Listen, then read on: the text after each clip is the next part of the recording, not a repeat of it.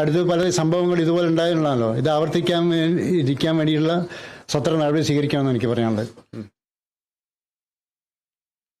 മറ്റൊരു പ്രധാനപ്പെട്ട വാർത്തയിലേക്ക്. PS ശ്രീധരൻ പിള്ളയെ ഗോവ ഗവർണർ സ്ഥാനത്ത് നിന്ന് മാറ്റി.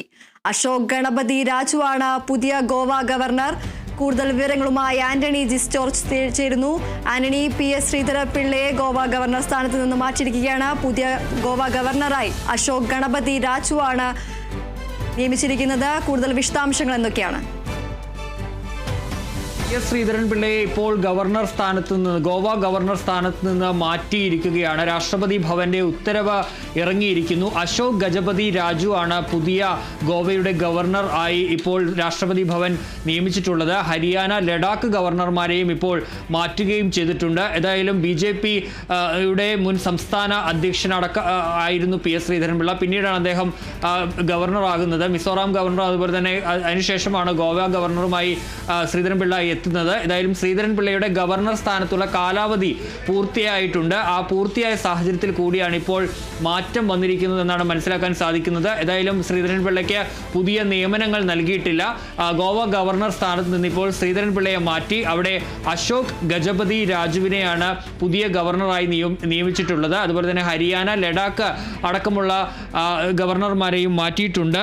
മുൻ വ്യോമയാന മന്ത്രിയാണ് ഈ അശോക് ഗജപതി രാജു. BJP നേതാവാണ്. അദ്ദേഹം 2014 മുതൽ 2018 വരെ മോദി സർക്കാരിൽ വ്യോമയാന മന്ത്രിയായി പ്രവർത്തിച്ചിട്ടുണ്ട് എന്നുള്ളതാണ് ഒരു പ്രധാനപ്പെട്ട കാര്യം. BJP നേതാവാണ്. ആന്ധ്രയിൽ നിന്നുള്ള ഒരു നേതാവാണ്. അത്തരത്തിൽ അങ്ങനെ വിജയനഗര സാമ്രാജ്യത്തിലെ അംഗമാണ്. അങ്ങനെയുള്ള ഒരാളാണ് അശോക് ഗജപതി രാജു. ഏതായാലും ഇപ്പോൾ അദ്ദേഹത്തെ ഗോവ ഗവർണറാക്കി നിയമിച്ചിരിക്കുന്നു. PS ശ്രീധരൻ പിള്ളയെ ഗോവ ഗവർണർ സ്ഥാനത്ത് നിന്ന് മാറ്റിയിരിക്കുന്നു.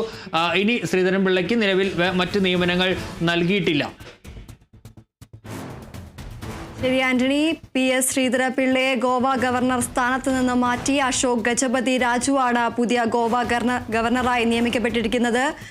ആന്റണി ജിസ്റ്റോർജ് ആണ് വിവരങ്ങൾ നൽകിയത്.